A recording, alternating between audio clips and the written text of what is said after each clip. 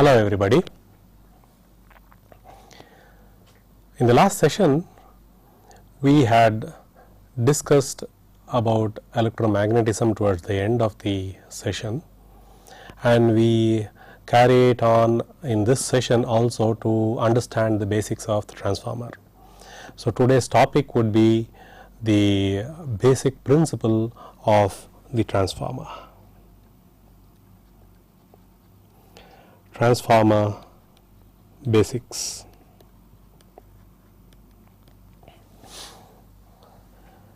Transformer, as we said, is an electromagnetic device. There is part of the energy which is part of the portion of the transformer which is associated with the electric domain, and there is another part of the transformer which is associated with the magnetic domain. Energy flows across the domain from the electric to the magnetic, magnetic to back again the electric. There is absolutely no connection between one port of the transformer and the other port of the transformer. The connection or the interconnection energy wise is only through the magnetic domain. So we saw that a transformer consists of a core, and on the core we have some windings. So we have two windings, one for the primary,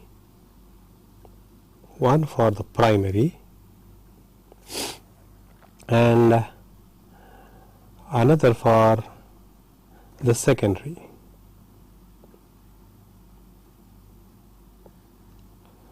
So this is the transformer winding.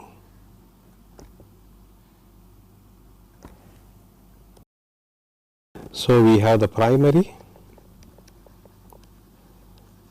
port or the primary side port, which has its two variables, the potential variable, the voltage E primary and the current I primary. Then on the secondary side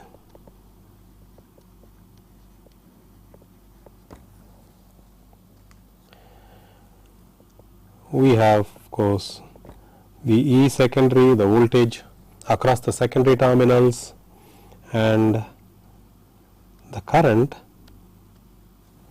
through the secondary winding if there is a load connected. If there is no load connected, IS is equal to 0.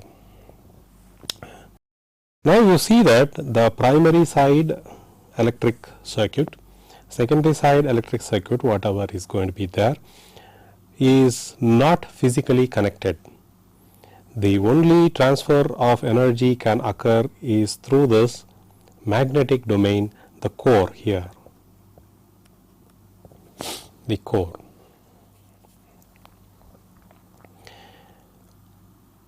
And we saw here that primarily we will be using Faraday's law of electromagnetism, which is voltage V across the coil, induced across the coil, will be equal to N, the winding number of windings in the coil, into d phi by dt.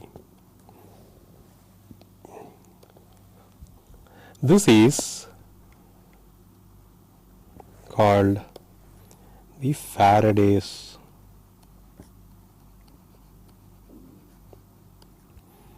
law of electromagnetism.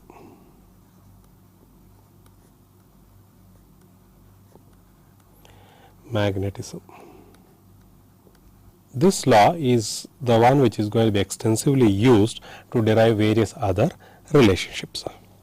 Now, let us take this figure here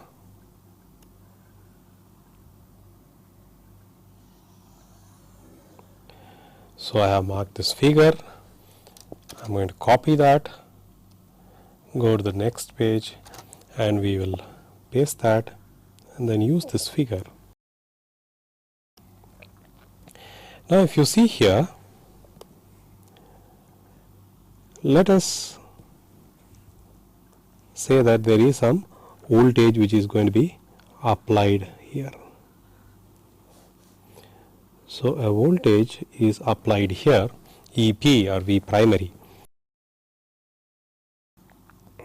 This voltage source, once it is applied, is going to cause a current IP to flow through the primary coils. So, once a current IP is flowing through the primary coil, there is going to be a rate of change of flux induced within the core. That is, EP will be, let me say that there are N1 or NP number of turns connected turns on the primary coil and Ns number of turns on the secondary coil. So, EP will be NP d phi by dt. So, the voltage EP which is across the coil, which is applied from the source directly, as there is no other impedances, that should also be the voltage across the coil by Kirchhoff's voltage law, and that is driving a current IP. Now, this IP is setting up a magnetic field within the core, and the field, the flux inside the core is going to have a rate similar to the applied voltage. So, if the applied voltage is having a particular frequency, the frequency at which the flux is going to change will also be the same. So, this d phi by dt is the rate of change of flux within the core. So, there will be a flux which will be set up in the core. So, there will be a flux which is set up in the core, and that has a d phi by dt. That is what is causing the induction of the voltage across the coil. Now, the same flux is linking the secondary also. So, therefore, if we look at the secondary coil, ES will be NS d phi by dt. That is, there is another coil here, NS, the same flux flowing through the coil. So, NS d phi by dt is going to cause a voltage ES to be induced across the secondary coil. All this by Faraday's law, isn't it? Both of these are by Faraday's law. Faraday's law. Now,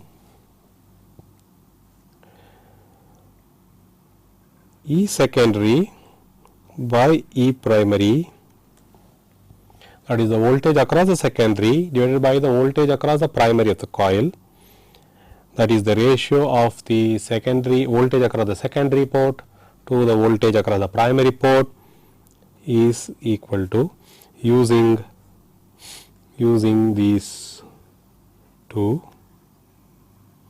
terms, you have NS by NP, because d phi by dt is the same for both the coils, because it is the same flux which is linking both the coils. So, this means that E secondary is NS by NP into E primary. So, if there is a primary voltage EP applied across the primary port, then if Ns is the secondary number of turns, Np is the primary number of turns, then the secondary voltage induced across the secondary port Es will be the ratio of the turns Ns by Np into Ep. This is one of the major equations for the transformer operation. The primary, on the primary side here, okay, let me again use that.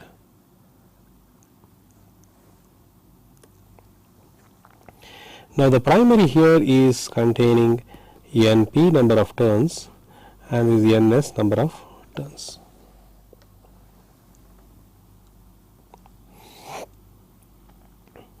Now, the power at the primary is Ep Ip. The power at the secondary port is Es Is. Now, we know that this transformer is lossless. There is no loss in the transformer, in an ideal transformer. Of course, the practical transformer will have some losses, we will discuss about that later. But let us say an ideal transformer, there is absolutely no loss, no accumulation of energy. So, whatever energy comes into this port will get transferred to the other port. So, which means this should be equal to this, in which case we can obtain the relationship between Ip and Is.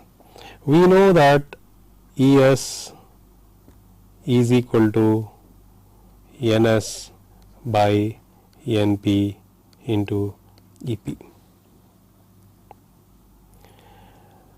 So, if you substitute for Es here, we get Ep into Ip will be Ns by Np into Ep into Is. So, this is Es. So, we have Ep on both the sides, we remove that, and this results in Ip by Is, which is equal to Ns by Np, or Ip is just equal to Ns by Np into Is.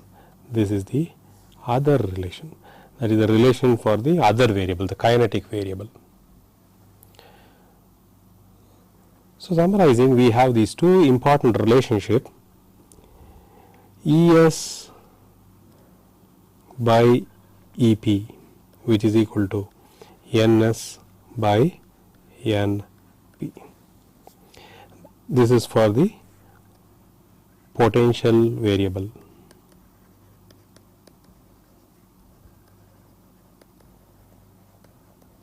Variables of the ports, two ports. Then Ip by Is equals Ns by Np. This is for kinetic variables of the port, or you could say this is the effort variables, the flow variables of the ports. Note here the inverse proportionality, Es by Ep, which is equal to Ns by Np. Es is proportional to the proportionality to the turns, number of turns. The current is inversely proportional to the turns Ip and Np, Is and Ns, so that the energy conservation is obeyed. so that the power at the primary and the power at the secondary under ideal conditions will be the same.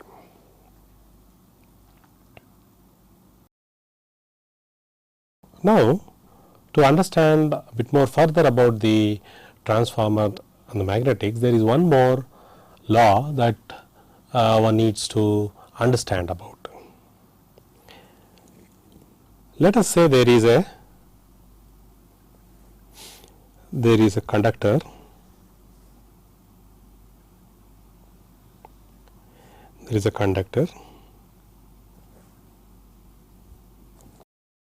Now this conductor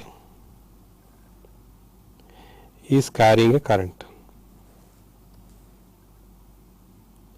So this conductor is carrying a current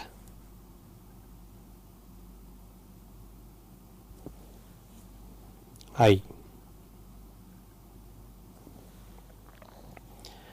So if this conductor is carrying a current I through it, then it is going to generate a magnetic field around that. So there will be a magnetic field around this conductor.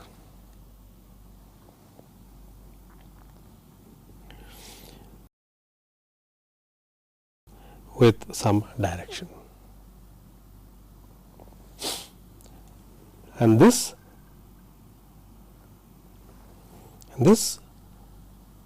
is called, this law is called the Amperes law.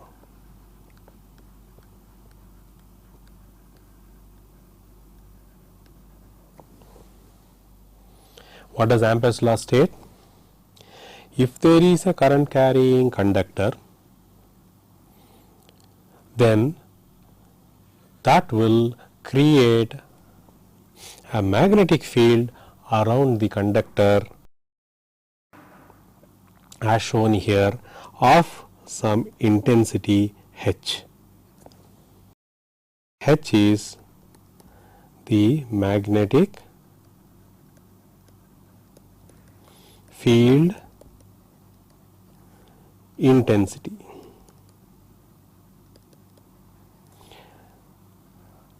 This is in amps per meter.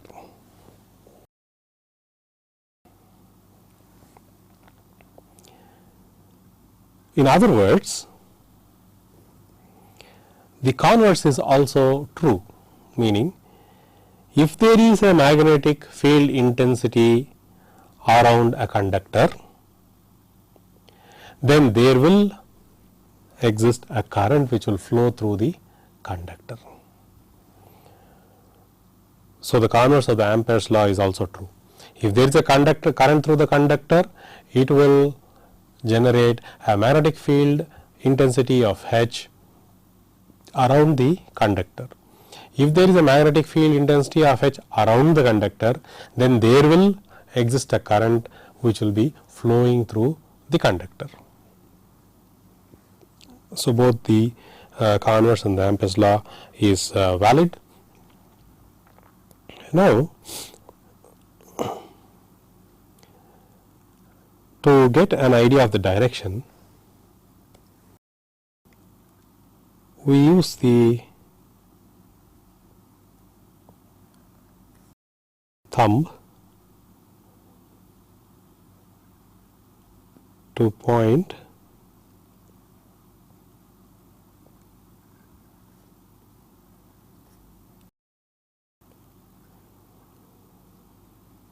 let me draw this.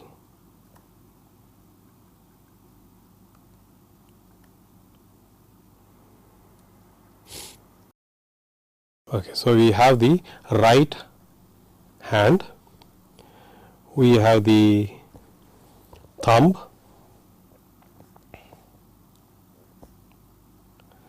so is the wrist. Now let the thumb point in the direction of the current. Assume that a current is flowing out of the picture towards the camera. the thumb is pointing in the direction of the current and the fingers are folded as shown here along the flux lines. You see the flux lines which are orthogonal in an orthogonal plane to which the current is flowing. The fingers point in the direction in which the flux is going to flow. So, as the fingers are pointing here for a current flowing in this direction, you will see the anti-clockwise direction of the field lines. This is the right hand rule. Now, mathematically we can state the Amperes law as integral of H dot dl 0 to Lm, which is the magnetic path length, is equal to mmf or amp turns N into I. This is in ampere turns. This is the units.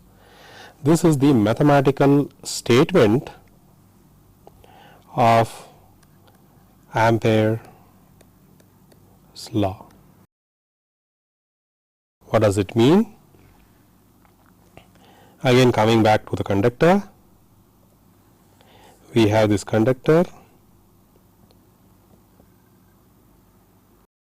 and through the conductor we are going to pass a current I,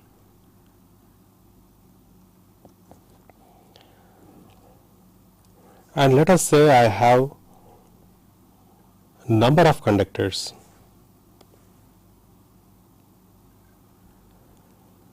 Number of such similar conductors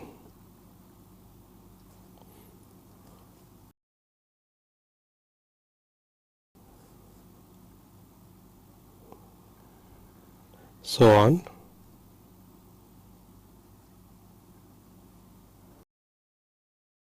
Each having the same current I, and let that number be N. You have N such conductors. So, about these N conductors there is going to be a flux, a magnetic field, and that magnetic field H is also dependent on the path length, the magnetic path length, that is L m. So, if you integrate H around the path, then that is going to give you N into I, ampere turns, or the magnetomotive force. If N is 1, then integral of the magnetic field intensity around the path length is going to give you the current I. Now, this is the implication of the Amperes law. You have a current I, and if there are N such conductors, all carrying the same current, then Ni would be the magnetomotive force which is going to drive the flux in the magnetic material around the conductor. So, this means that if you have a coil, let us have a coil,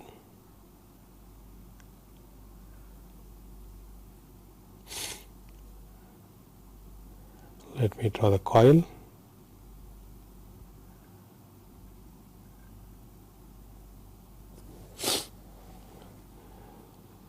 So this is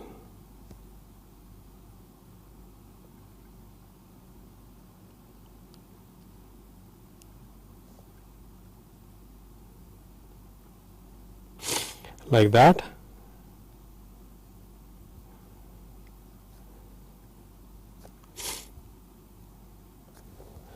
and the current goes through like this, goes through the coil,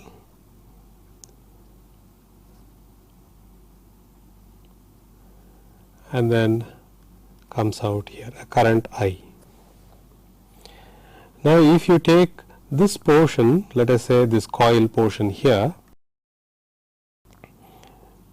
you will see that there are this portion here, you will see that there are two conductors carrying current I, which means there will be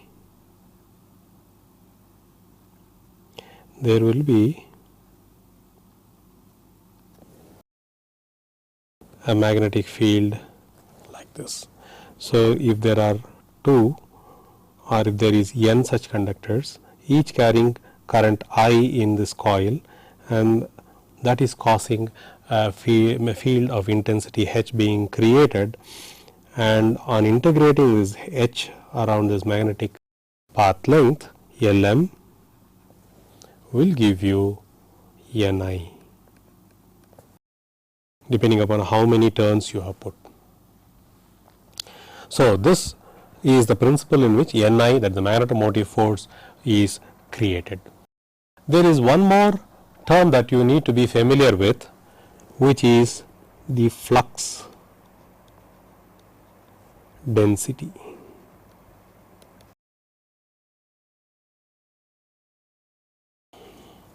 And that is having a symbol B.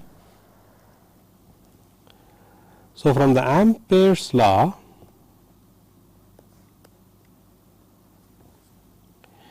we saw that 0 to Lm H dot dl is equal to Ni, which is the MMF for the magnetomotive force. If H were uniform throughout the path length, then H integral of path length will be Ni, or the MMF,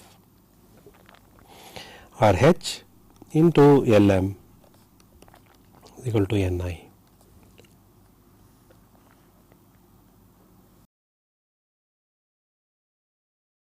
The magnetic field intensity H is equal to Ni MMF by the magnetic path length Lm.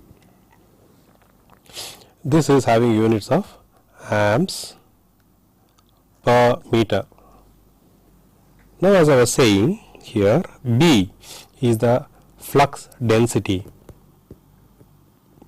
There is a magnetic flux phi per unit unit area or cross section area of the core, that is cross section area through which the flux is flowing. So if we have the cross section area of the core and flux is flowing in this direction through the core, this cross section area, which is orthogonal to the flow of the flux, is AC. So flux per unit area, this is having units of Tesla. Flux per unit area or Webers per unit area is Tesla. Flux has the unit of Webers. Webers per meter square is Tesla, named after the famous scientist Tesla, who has contributed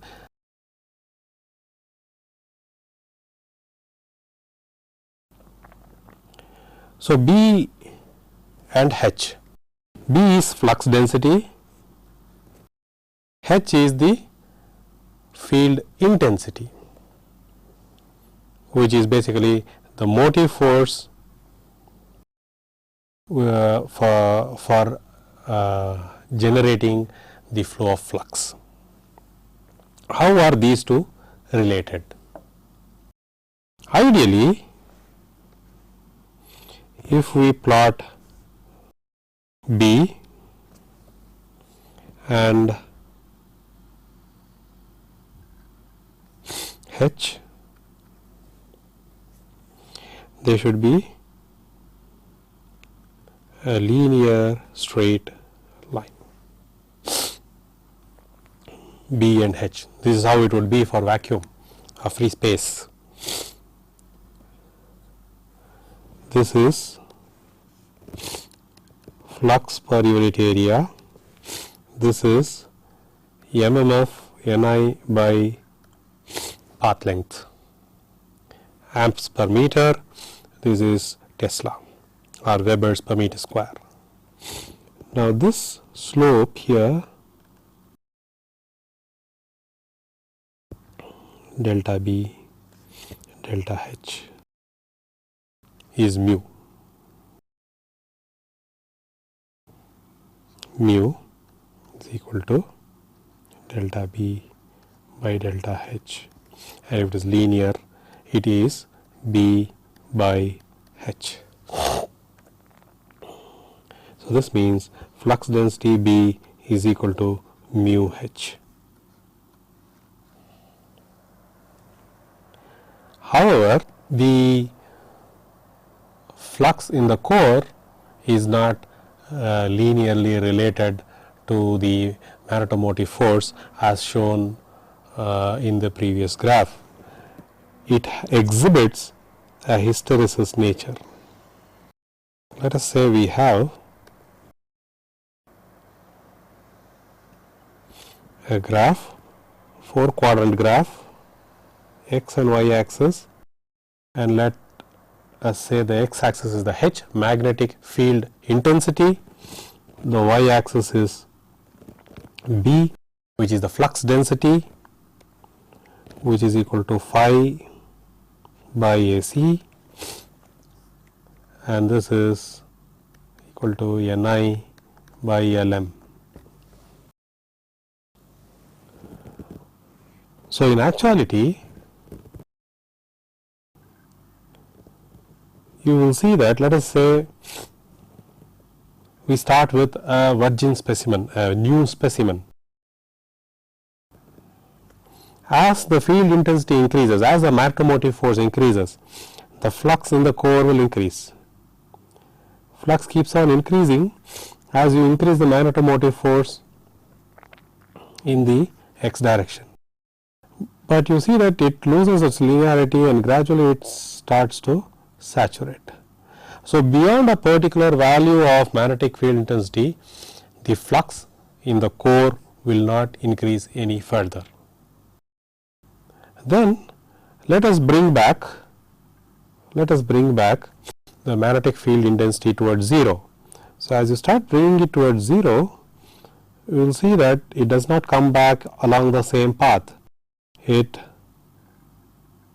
exhibits hysteresis. So when the magnetic field intensity is 0, there is some remnant flux which is in the core. So to make that 0, you have to give a coercive force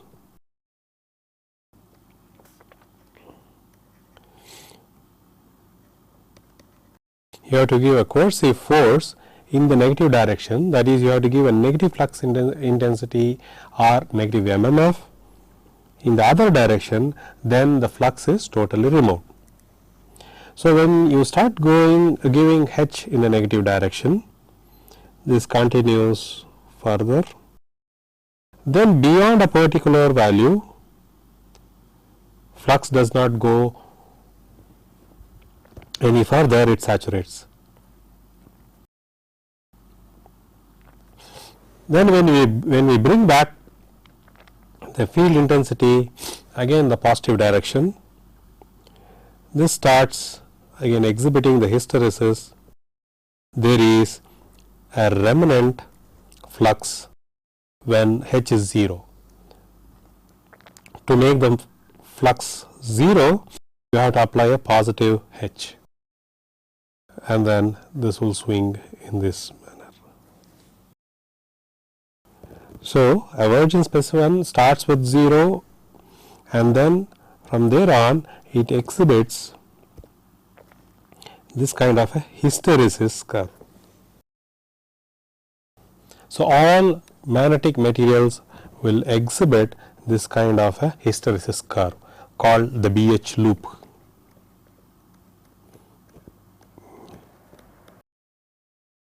So, the magnetomotive force, which is proportional to the magnetic field intensity, is not linearly related to the flux in the core or the flux density B in the core.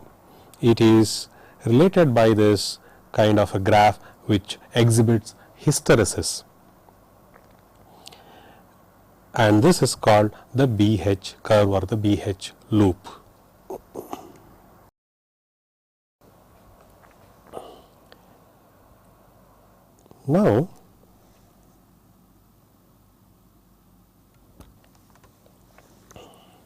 Now, we have few equations here we need to put it down. First one was, you have the field intensity which is Ni by Lm, which is nothing but mmf. mmf is the ampere turns by Lm. Now, the second is the flux density B, which is given by the flux in the core per unit cross section area. Then third, the relationship between B and H in the linear region mu H. So, B is equal to mu H in the linear region. Mu is a constant. However, in a practical core, mu is not constant, as we saw that it exhibits hysteresis. BH curve exhibits hysteresis. Mu is varying from point to point. So, it depends upon the operating point. It is more or less linear close to the 0 operating point. So, these three relations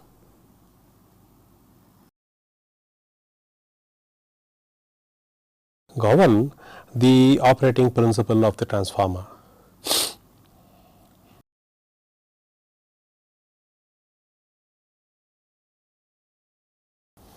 Now, let us have a look at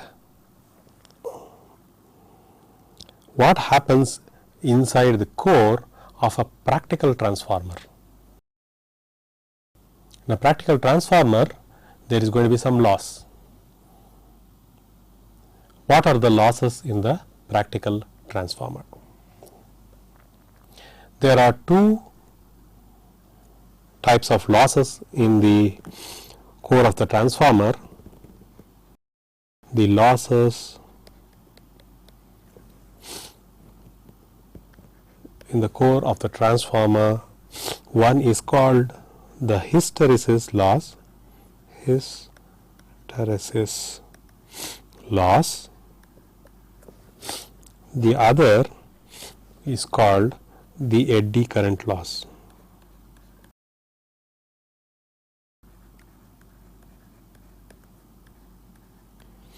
Eddy current loss. These are the two losses that occur within the transformer.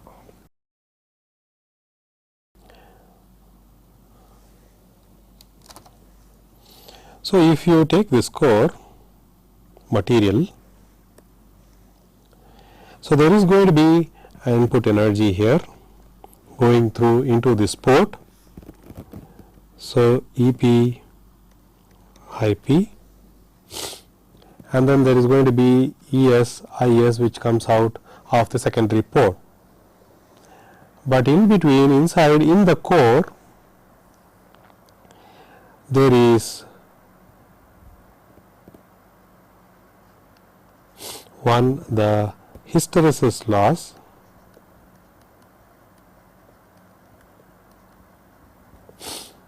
the hysteresis loss P H, and the eddy current loss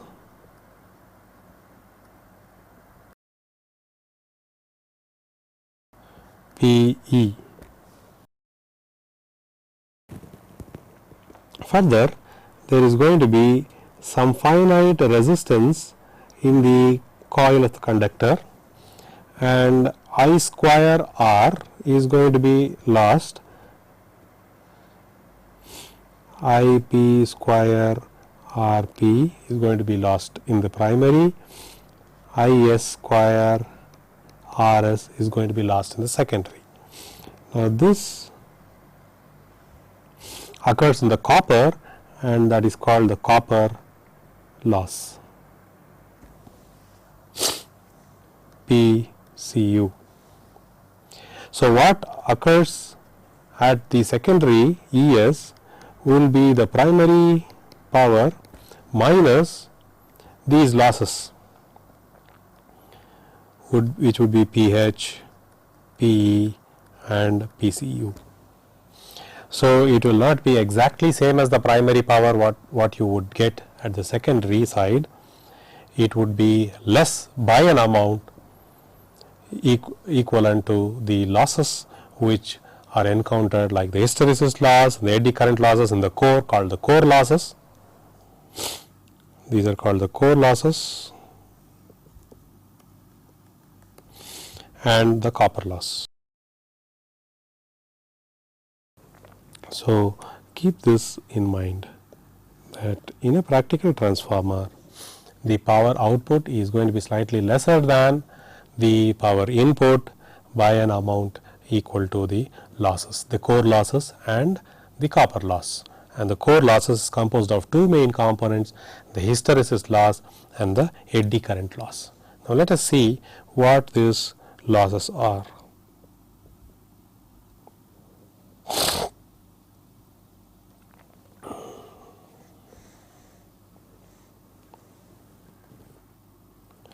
So, first let us take up the hysteresis loss.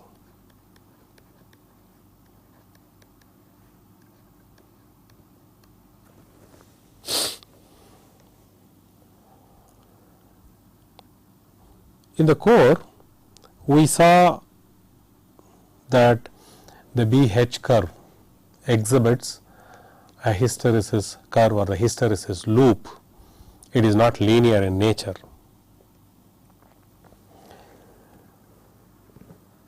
And the B, the flux density B, is given by mu H, where mu is not a constant, but it keeps changing based on the operating point. And this is equal to mu H is N I by L m. So, therefore, I is equal to B L m by N mu n.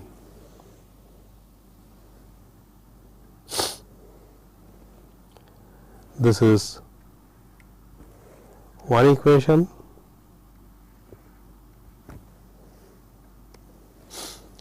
The other equation, so this equation is coming from the Amperes law.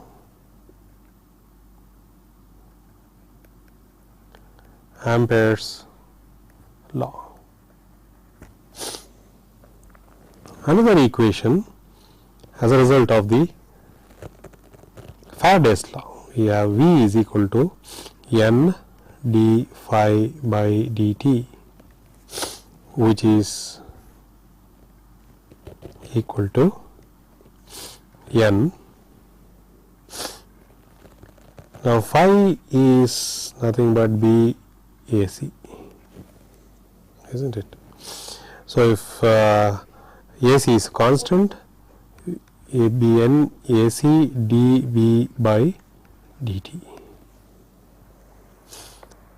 This is the other equation which comes from the Faraday's law.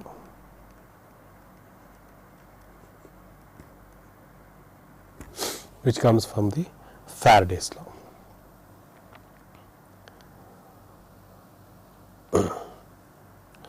Now, the instantaneous energy delta E, instantaneous energy delta E is voltage into current into time delta t. And this is given by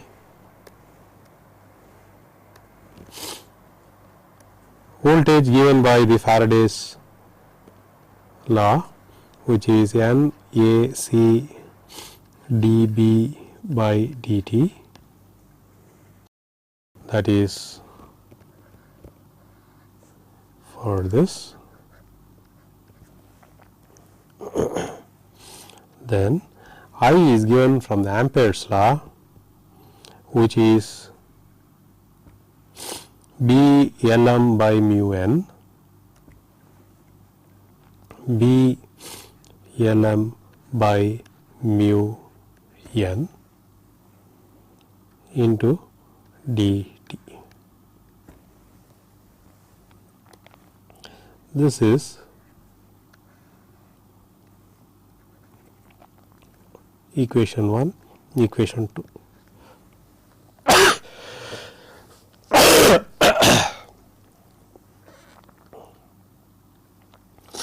This is the instantaneous energy.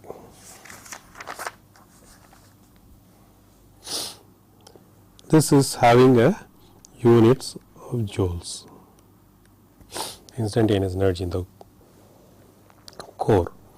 Now, here AC and Lm, magnetic path length and the cross section area together gives the core volume Vc.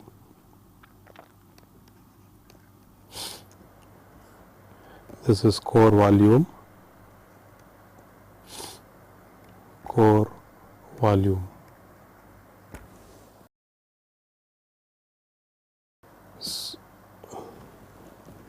and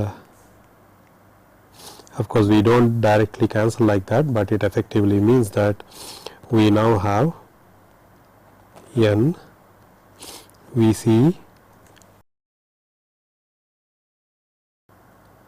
B dB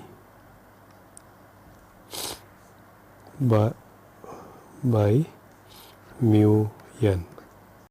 So, this n and this n also goes off, and we have a very simple equation Vc B by mu into dP. This is the instantaneous energy. Now, energy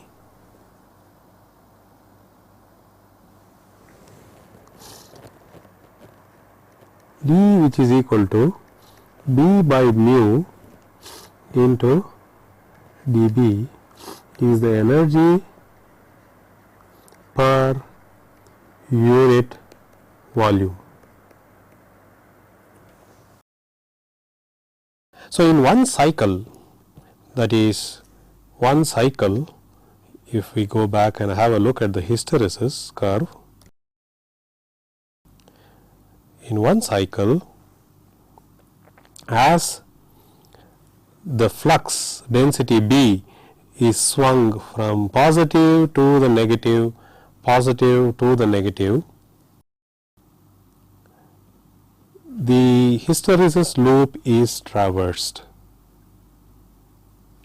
The hysteresis loop is traversed, and we see here that the energy E is nothing but H dot dB, or integral of dE will give you integral of this, which is the energy per unit volume which is traversed for one cycle, and is traversed for one whole cycle. So, we integrate it for one period 0 to t. Now, what is this? From the BH loop,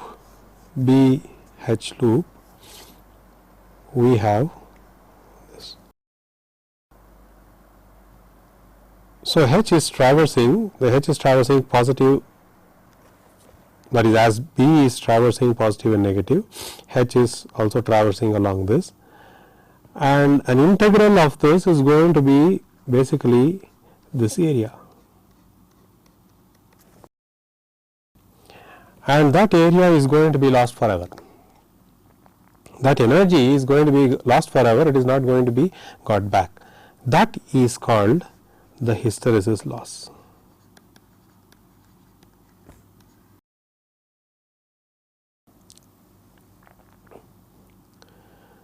So, as B is varied, the hysteresis curve is traversed. The integral of H dot dB would mean this area, and this energy is lost forever and it does not go to the output, and therefore, this is called the hysteresis loss. So, therefore, integral of dE is equal to integral of B by mu dB, which is equal to half B square by mu dB, which is equal to half BH dB. Sorry.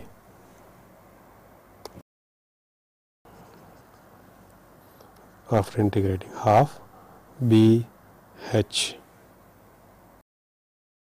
half BH. Now, the energy including the core volume would be, so hysteresis energy including core volume is given by half, because that was energy per unit volume. This is half BH into VC, the core volume. Now, the power, hysteresis loss, is the rate of energy, which is divided by the period, one period. So, power is 1 by T EH, which is half BH VC into F. So, this is the hysteresis loss equation. See that the hysteresis loss is directly dependent on the flux density, magnetic field intensity, on the core volume. Larger the core, more the hysteresis loss. And another important thing is the frequency of operation.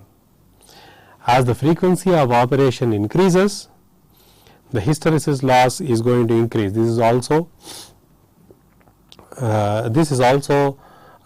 in keeping with what we understand, because we are talking of the hysteresis loop. Now, the one traversal of this hysteresis loop means this area is covered, and that amount goes into what is called the hysteresis loss, which is unrecoverable. More number of times, if this is traversed in a second, you are going to have more loss, which is basically what the frequency issue coming up here. Higher the frequency, more number of times this hysteresis loop is going to be traversed in a second, therefore, higher is going to be the loss. Therefore, hysteresis loss is also proportional to the frequency of operation. And then we have the eddy current loss.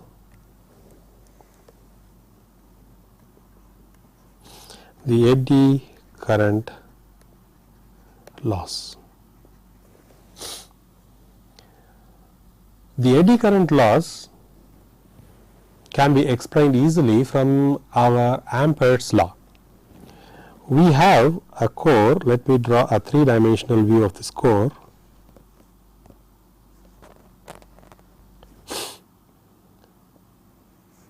Which is like that.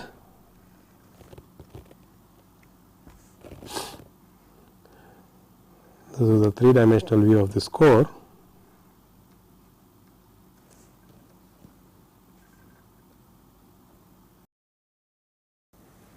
Now, this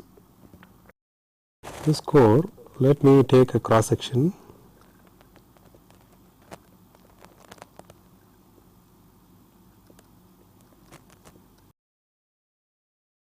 The flux is going through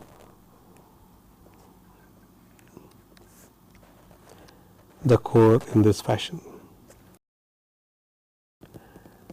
So, as the flux is going through this core, of course, that is due to a magnetic field intensity, there is going to be